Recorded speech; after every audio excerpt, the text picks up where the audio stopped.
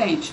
Lembra que o Bolsonaro contou essa história na campanha? Pois é, o Castelo começou a pôr ordem na casa. Imaginava ele que, contornando a crise política, podia restabelecer e consolidar a democracia. Castelo fez um grande favor ao país quando determinou que só podiam existir dois partidos, Arena, Aliança Renovadora Nacional, e MDB, Movimento Democrático Brasileiro. Não tinha fundo partidário, não tinha fundo eleitoral, tá legal, pessoal? Castelo Branco fez reformas econômicas e tributárias, mas os comunistas estavam revoltados e explodiram uma bomba no aeroporto dos Guararapes, em Recife. Eles queriam matar o general Costa e Silva, que Castelo escolheu como sucessor. Castelo era antifascista e, antes de entregar a presidência, fez a Constituição de 1967 e foi bonzinho. Não colocou lá qualquer ato institucional nem dispositivo autoritário. Costa e Silva, ao contrário, tinha um viés mais autoritário e endureceu o governo. Fez isso porque os comunistas estavam tocando terror no Brasil. Queriam derrubar o governo na amarra para transformar isso aqui numa ditadura do proletariado. Os caras eram violentos. Tiro, porrada e bomba, além de sequestros e assaltos. Ainda matavam os próprios companheiros quando desconfiavam de traição. Isso encheu o saco do Costa e Silva, que acabou decretando o AI-5. Ele fechou o Congresso Nacional, cassou mandatos, inclusive o pai do Dória, e reprimiu legal os comunistas. Costa e Silva teve um AVC e não terminou o mandato. Uma junta militar indicou o general Médici para o cargo. Apesar de ter sido o período de maior repressão aos terroristas, com prisão e enfrentamento tático de guerrilha, que matou um monte de comunistas, Médici reabriu o Congresso e não cassou ninguém. Dá para desconfiar, não dá não? No início da década de 70, o mundo fervia na área cultural. A partir das ruas de Paris, tomadas pelos estudantes em maio de 1968, houve uma revolução social global, uma inversão de valores morais, ruptura política entre conservadores e liberais e econômica entre comunismo e capitalismo. Cortina de ferro dividindo o mundo. O Brasil tinha censura, mas não impedia festivais de música, não impedia a criatividade. Chico, Caetano, Gil e muitos outros ganharam fama e muito dinheiro nessa época. E as universidades já estavam a todo vapor. Todo vapor mesmo, pessoal. A maconha já rolava nos campos. Uma abelha me contou que foi uma ideia, uma tática do general Golbery Couto e Silva. Ele achava que deixando os universitários fumando maconha ia afastar eles do terrorismo. E a gente viu no que deu. A droga saiu dos meios acadêmicos e foi disseminada entre as famílias mais pobres nas favelas. A origem da criminalidade forte está aí, ó. Médici queria que as coisas se acalmassem para a esquerda assumir sem violência. Enquanto isso, a juventude classe média ficava sendo catequizada por professores esquerdistas. Os militares criaram tantas estatais nessa época, pessoal, que fizeram um milagre econômico, que mexeu com o consumo dos brasileiros. Muita gente comprou, então, TV, geladeira, carro e até casa própria, através do BNH, Banco Nacional de Habitação. Minha Casa Minha Vida, pessoal, perto dos imóveis de antigamente, é tudo barraco, da pior espécie, é tapera. O Médici levou fama de carrasco porque a comunistada estava no exílio e não suportava ver o desenvolvimento do país, ainda que fosse sob controle estatal. Os comunas que ficaram aqui peitaram o governo com ataques violentos de guerrilha. Médici pretendia resolver tudo e devolver para os civis, mas comunista é uma raça desgraçada. Médici indicou Geisel, que foi tenentista como ele. Os dois, inclusive, apoiaram a posse do Jango. Esse pessoal Oliva é muito azeitado, não é mesmo? Geisel foi eleito pelo Colégio Eleitoral do Congresso e o alemão foi quem deu início ao processo de abertura política. Ele sabia que a mídia, a cultura e o ensino já estavam esquerdizados, então a transição ia ser fácil.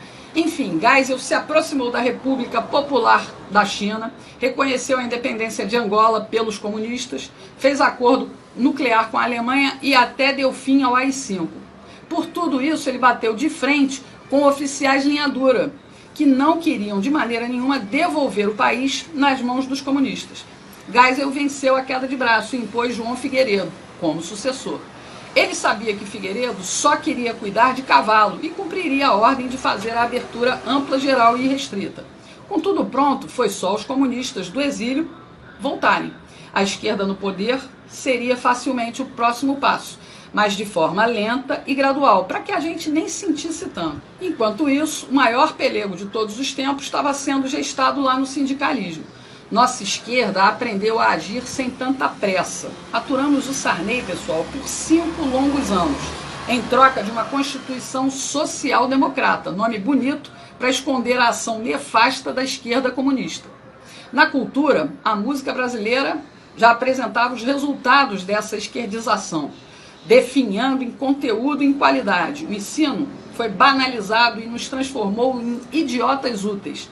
A imprensa e a televisão foram nos reeducando. Sem perceber, fomos renegando a família, a pátria e Deus. Tudo em nome de justiça social. Bem devagarinho, para que a gente não sentisse nada e não tivesse forças para reagir. Mensagens progressistas para moldar um novo Brasil, politicamente correto. Tivemos um soluço com a eleição do Collor, mas o sistema estava dominado e o corrupto egoísta dançou. Surgiram os cara-pintadas manipulados pela minissérie Anos Rebeldes da Rede Globo, lembra? O Plano Real colocou dinheiro no bolso da sociedade e estendeu o tapete vermelho para a social-democracia. Elegemos Fernando Henrique, o sociólogo, filho de um tenentista. Ele abriu o caminho para o analfabeto sindicalista bem adestrado pelo socialismo.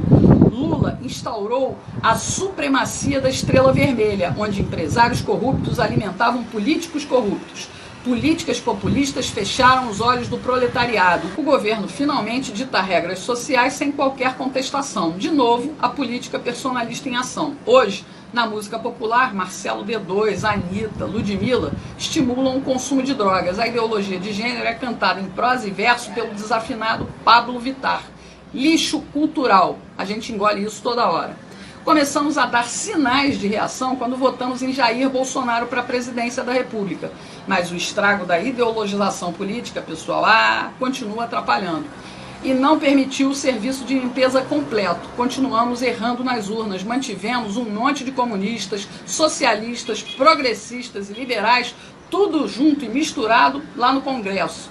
Cleisi Hoffmann, Maria do Rosário, Paulo Pimenta, Ranolfo Rodrigues, o cuequeiro José Guimarães, Cid Gomes, Marcelo Freixo, Tabata Amaral, o namorado da Fátima Bernardes, o João Campos, filho do Eduardo Campos, o Kim Kataguiri do MBL, a tal da Talíria Petroni e muitos outros, muitos outros. Essa Talíria, inclusive, pessoal, é professora de história, igual ao Freixo. Depois que o secretário de Cultura do governo conservador de Bolsonaro fez a cagada de gravar um vídeo com estética nazi, a esquerda aproveitou para juntar mais um xingamento contra nós conservadores. Agora, além de fascistas, viramos nazista na boca dessa gentalha comunista.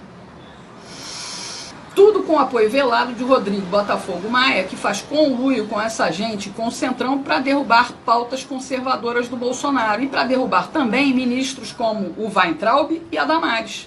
Mas, para mostrar diferença entre nazismo e comunismo, a tal da Talíria até publicou uma homenagem ao genocida Lenin e ao ideólogo da política cultural nazista, comunista, fascista, Antônio Gramsci. Enalteceu o chorume do lixo da ideologia que destrói a inteligência, que matou mais de 100 milhões de pessoas. Marcelo D2 ainda disse que a gente tinha que ter gravado na testa com faca a palavra nazista. Entendendo tudo isso, você vai finalmente compreender que a nossa liberdade começou a voltar para as nossas mãos a partir da internet. Abrimos a porta de fuga da ditadura da mídia jornalística e cultural. Ganhamos voz e ecoamos nossos pensamentos e valores cristãos, conservadores, aqui, pela internet. Entendeu por que o sistema odeia tanto tudo isso? Bolsonaro entrou para desviar a rota que nos levava para o comunismo, mas os comunas de capitalismo não se dão por satisfeitos, não dão trégua. Veja o caso do governador de São Paulo, João Dória. Ele é empresário de lobby. Isso mesmo, lobby. Esperto como ele só, criou o LIDE, Grupo de Líderes Empresariais. Ele viveu sempre, a vida toda, de promover encontros entre industriais, empreiteiros e banqueiros com o poder público, os políticos. Entendeu a jogada? A empresa recebe altas comissões por isso. Depois do mensalão e principalmente depois do escândalo do Petrolão, as coisas ficaram mais vigiadas e mais discretas. Aí o que fez o João Dória? Decidiu ele mesmo entrar no poder público. Primeiro, com seu jeito engomadinho, milionário ostentação, engambelou os paulistas, que acreditaram que ele seria o prefeito ideal para governar São Paulo. Mas a ambição do Dória, a gente sabe, é bem maior. Em 15 meses, ele deixou São Paulo para trás, nas mãos do progressista Bruno Covas, e partiu com tudo para a candidatura a presidente. Mas o PSDB de Geraldo Alckmin disse não, e ele, a contragosto, acabou brigando pelo governo do estado de São Paulo. Dória mostrou logo na entrada todo o seu viés esquerdista totalitário e patrimonialista, que não vê diferença entre o que é público e o que é privado. Olha o que ele fez no Palácio do Governo.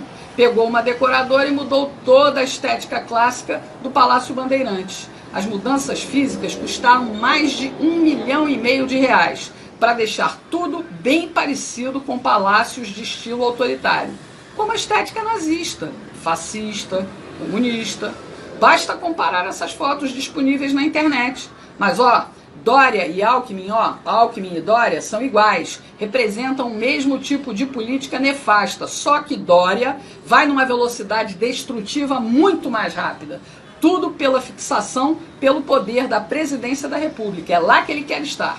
Tanto que loteou o governo de São Paulo para fazer uma grande base e vai continuar costurando alianças, seja com quem for, com Botafogo Maia, com Amoedo ou Luciano Huck. Dória não tem limites, pessoal. Rodrigo Maia também não, viu, pessoal? Ele flerta até com Ciro Gomes, tudo porque ele quer chegar na vice-presidência. Eles só querem uma coisa: poder. E isso bota a mão deles no cofre do governo federal. Qualquer um desses aí só tem um interesse: voltar ao tempo do mensalão, quando deputados e senadores fingiam independência política do PT, mas negociavam seus votos por cargos e dinheiro. Eles querem tudo como antes da Operação Lava Jato. Os acordos estão sendo fechados. E para alcançar os seus objetivos, Dória se elegeu enganando novamente o eleitorado paulista. Discursinho anticomunista e conservador, apoiado no Bolsonaro. Como o povo não perdoa traidores, ele vem perdendo popularidade. E agora está usando mais dinheiro público para tentar ocupar o Palácio do Planalto. Pegou R$20 milhões para modernizar as rádios de São Paulo. Isso mesmo, dinheiro do povo. Deu para as empresas privadas, como a Jovem Pan. E qual é a moeda de troca? Elogios para o Dória e porrada todo dia em Bolsonaro. Tá ok, Chilique? Não acabou não, pessoal. Ele sabe que a nossa independência da mídia tradicional continua acentuada na internet. E olha o que ele fez agora. Olha o que ele fez. Olha o que ele fez. Pegou mais 15 milhões do dinheiro público para contratar uma empresa de vigilância da internet. Dória quer saber o que falam dele 24 horas por dia, 7 dias por semana, e quer fichar os seus detratores. Saber quem age contra o seu projeto de poder rumo a Brasília. Quer tirar a gente do caminho dele. E aí eu te pergunto, nós vamos deixar?